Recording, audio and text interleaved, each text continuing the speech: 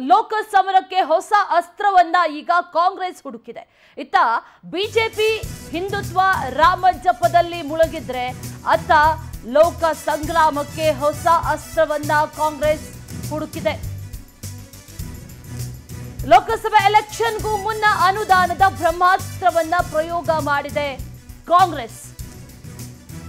ರಾಜ್ಯದ ಅಭಿವೃದ್ಧಿಗೆ ಕೇಂದ್ರ ಸರ್ಕಾರ ತಾರತಮ್ಯ ಮಾಡ್ತಾ ಇದೆ ಅನ್ನುವಂತ ಆರೋಪವನ್ನ ಮಾಡ್ತಾ ಇದೆ. ಬಿಜೆಪಿಗೆ ಮತ ಹಾಕಿದ್ರೆ ಇದೇ ರೀತಿಯ ತಾರತಮ್ಯ ನಮ್ಮ ರಾಜ್ಯಕ್ಕೆ ಕಂಟಿನ್ಯೂ ಆಗತ್ತೆ. ಇದೇ ವಿಚಾರವನ್ನ ಮುಂದಿಟ್ಕೊಂಡು ಈಗ ಕಾಂಗ್ರೆಸ್ ತಂತ್ರಗಾರಿಕೆಯನ್ನ ಹೆಣೆದಿರೋದು. ಬಿಜೆಪಿಗೆ ಹೆಚ್ಚು ಸ್ಥಾನ ಬಂದ್ರೂ ಕೂಡ ನೀವು ಅವರನ್ನ ಗೆಲ್ಲಿಸಿದ್ರು ಕೂಡ ಅವ್ರು ಯಾರು ಮಾತಾಡಲ್ಲ ಅನ್ನುವಂತ ಮಾತನ್ನ ಹೇಳ್ತಾ ಆರೋಪಗಳನ್ನ ಮಾಡ್ತಾ ಕಾಂಗ್ರೆಸ್ ಇವತ್ತು ಪ್ರತಿಭಟನೆಗೆ ಮುಂದಾಗಿದೆ. ಸಂಸದರು ಯಾರು ಕೂಡ ಮಾತಾಡಲ್ಲ. ಕೇಂದ್ರದ ನಾಯಕರ ಮುಂದೆ ಸಂಸದರು ಯಾವುದೇ ವಿಚಾರಗಳ ಬಗ್ಗೆ ಚರ್ಚೆ ಮಾಡಲ್ಲ. ಈ ಬಜೆಟ್ನಲ್ಲಿ ಮಲತಾಯಿ ಧೋರಣೆಯನ್ನ ಅನುಸರಿಸಿದ್ದಾರೆ. ಅನುದಾನ ವಿಚಾರವನ್ನ ಇಟ್ಕೊಂಡು ಮತ ಕೇಳೋದಕ್ಕೆ ಈಗ ಕಾಂಗ್ರೆಸ್ ತಯಾರಿಯನ್ನ ಮಾಡಿಕೊಂಡಿದೆ. ಅತ್ತ ಬಿಜೆಪಿ ಒಂದಷ್ಟು ವಿಚಾರಗಳನ್ನ ಇಟ್ಕೊಂಡು ಮುಂದೆ ಬರ್ತಾ ಇದ್ರೆ ಲೋಕಸಭೆ ಚುನಾವಣೆಗೆ ಇತ್ತ ಕಾಂಗ್ರೆಸ್ ಕೂಡ ತನ್ನ ಪ್ರಬಲ ಪ್ರತ್ಯಾಸ್ತ್ರವನ್ನ ರೆಡಿ ಮಾಡಿಕೊಂಡಿದೆ. ಈ ವಿಚಾರಕ್ಕೆ ಸಂಬಂಧಪಟ್ಟಂತೆ ಮತ್ತಷ್ಟು ಡೀಟೇಲ್ಸ್ ಅನ್ನ ನೀಡ್ತಾ ಹೋಗ್ತಾರೆ ನಮ್ಮ ಪ್ರತಿನಿಧಿ ದೀಪಾ. ನೇರ ಸಂಪರ್ಕದಲ್ಲಿ ಜಾಯಿನ್ ಆಗ್ತಾ ಇದ್ದಾರೆ. ದೀಪಾ, ಕಾಂಗ್ರೆಸ್ಗೆ ಒಂದು ಪ್ರಬಲ ಬ್ರಹ್ಮಾಸ್ತ್ರ ಅಂತೂ ಸಿಕ್ಕಿದಂತಾಗಿದೆ. ಲೋಕಸಭೆ ಚುನಾವಣೆಗೆ ಯಾವ ವಿಚಾರವನ್ನ ಇಟ್ಕೊಂಡು ಹೋಗುತ್ತೆ ಕಾಂಗ್ರೆಸ್ ಅನ್ನುವಂತ ಪ್ರಶ್ನೆ ಇತ್ತು. ಈಗ ಸಿಕ್ಕಿರೋ ಬ್ರಹ್ಮಾಸ್ತ್ರ ಅದು ಅನುದಾನ ವಿಚಾರಕ್ಕೆ. ಏನೇನು ಡೀಟೇಲ್ಸ್ ಇದೆ ಈ ವಿಚಾರಕ್ಕೆ ಸಂಬಂಧಪಟ್ಟಂತೆ ಅನ್ನುವಂಥ ವಿಚಾರಕ್ಕೆ ದೀಪಾ ಇನ್ನೇನು ಕೆಲವೇ ಕ್ಷಣಗಳಲ್ಲಿ ನಮಗೆ ಡೀಟೇಲ್ಸ್ ಅನ್ನ ನೀಡ್ತಾ ಹೋಗ್ತಾರೆ. ಆದರೆ ಈಗಾಗಲೇ ಪ್ರತಿಭಟನೆ ಮಾಡೋದಕ್ಕೆ ತಲುಪಿದ್ದಾರೆ ರಾಜ್ಯ ಕಾಂಗ್ರೆಸ್ನ ನಾಯಕರು, ಶಾಸಕರು, ಸಚಿವರು, ಸಂಸದ ಎಲ್ಲರೂ ಕೂಡ ತಲುಪಿದ್ದಾರೆ ಕಾಂಗ್ರೆಸ್ನಿಂದ.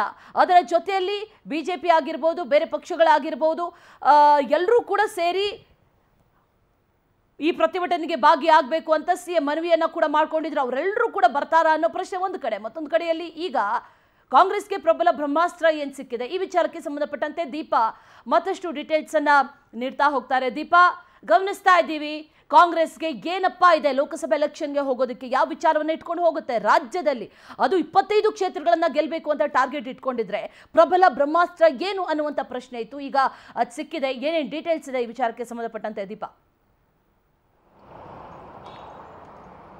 ಅಶ್ವಿನಿ, ನಿಜ ಒಂದು ರೀತಿಯಲ್ಲಿ ಬಿಜೆಪಿ ರಾಮ ಮಂದಿರ, ಹಿಂದುತ್ವ ಅನ್ನುವಂತಹ ವಿಚಾರಗಳನ್ನು ಇಟ್ಕೊಂಡೆ ಲೋಕಸಭೆಗೆ ಹೋಗ್ತಾ ಇರುವಂತಹದ್ದು ಸ್ಪಷ್ಟವಾಗಿ ಗೊತ್ತಾಗಿತ್ತು. ಅಷ್ಟೇ ಅಲ್ಲ, ಇಡೀ ರಾಮ ಮಂದಿರದ ಪ್ರತಿಷ್ಠಾಪನೆಯನ್ನೇ ಮೇನ್ ಅಜೆಂಡವಾಗಿ ಅವರು ಇಟ್ಕೊಂಡಿದ್ರು. ಆದರೆ ಇದಕ್ಕಿದೀಗ ಕಾಂಗ್ರೆಸ್ ಪ್ರತಿತಂತ್ರವನ್ನ ಹೂಡ್ತಾ ಇದೆ. ಅವರಿಗೊಂದು ಹೊಸ ತಂತ್ರವೇ ಬಿಜೆಪಿಯೇ ಕೊಟ್ಟಿದೆ ಅಂದ್ರೆ ತಪ್ಪಾಗ್ಲಿಕ್ಕಿಲ್ಲ. ಯಾಕಂದ್ರೆ ಬಜೆಟ್ನಲ್ಲಿ ರಾಜ್ಯಕ್ಕಾದಂತಹ ಅನ್ಯಾಯ ಏನಿದೆ ಆ ಅನ್ಯಾಯ ವಿಚಾರವಾಗಿ ಇದೀಗ ಧ್ವನಿ ಎತ್ತುತ್ತಾ ಇರುವಂತದ್ದು.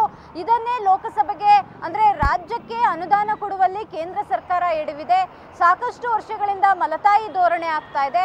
ಆದ್ರೂ ಕೂಡ ಇಲ್ಲಿನ ಒಂದು ಸಂಸದರಾಗ್ಲಿ, ಬಿಜೆಪಿ ನಾಯಕರಾಗ್ಲಿ ಯಾವುದೇ ರೀತಿಯಾದಂತಹ ಅವರಿಗೆ ಮನವರಿಕೆ ಮಾಡಿಕೊಡುವಂತಹ ಕೆಲಸ ಅಥವಾ ಹೈಕಮಾಂಡ್ನ ಜೊತೆ ಮಾತನಾಡುವಂತಹ ಕೆಲಸವನ್ನ ಮಾಡಿಲ್ಲ. ಮುಂದೆಯೂ ಕೂಡ ಇದೇ ರೀತಿಯಾದ್ರೆ ಅಂದ್ರೆ ಹೆಚ್ಚಿನ ಸ್ಥಾನವನ್ನ ನೀವು ಬಿಜೆಪಿಗೆ ನೀಡಿದ್ದೇ ಆಗಿದ್ದಲ್ಲಿ ಮುಂದೆಯೂ ಕೂಡ ಈ ಮಲತಾಯಿ ಧೋರಣೆ ಮುಂದುವರಿಯುತ್ತೆ. ಯಾಕಂದ್ರೆ ಬಿಜೆಪಿಯ ಹೈಕಮಾಂಡ್ ಏನಿದ್ದಾರೆ ಅಂದ್ರೆ ನರೇಂದ್ರ ಮೋದಿ, ಅಮಿತ್ ಶಾ ಮುಂದೆ ಸಂಸದರು ಯಾರು ಕೂಡ ಬಾಯಿ ಬಿಚ್ಚೋಲ್ಲ, ರಾಜ್ಯದ ನಾಯಕರು ಯಾರು ಬಾಯಿ ಬಿಟ್ಟು ಮಾತಾಡೋಲ್ಲ. ಹಾಗಾಗಿ ಮುಂಬರುವಂತಹ ಲೋಕಸಭಾ ಚುನಾವಣೆಯಲ್ಲಿ ನೀವೇನಾದ್ರೂ ಅವರಿಗೆ ಮತ ಹಾಕಿದ್ದಲ್ಲಿ ಇದರಿಂದ ಎಫೆಕ್ಟ್ ಮತ್ತೆ ರಾಜ್ಯದ ಅಭಿವೃದ್ಧಿಗೆ, ಅನುದಾನ ಕೊರತೆಗೆ ಒಂದು ರೀತಿಯಾದಂತಹ ಎಡವಟ್ಟು ಆಗತ್ತೆ ಅನ್ನುವಂತಹ ನಿಟ್ಟಿನಲ್ಲಿಯೇ ಇದನ್ನ ಜನರ ಮುಂದೆ ತೆಗೆದುಕೊಂಡು ಹೋಗಿ ಮತ ಕೇಳೋದಕ್ಕೆ ಇದೀಗ ಕಾಂಗ್ರೆಸ್ ತಯಾರಿಯನ್ನ ಮಾಡ್ಕೊಂಡಿರುವಂಥದ್ದು.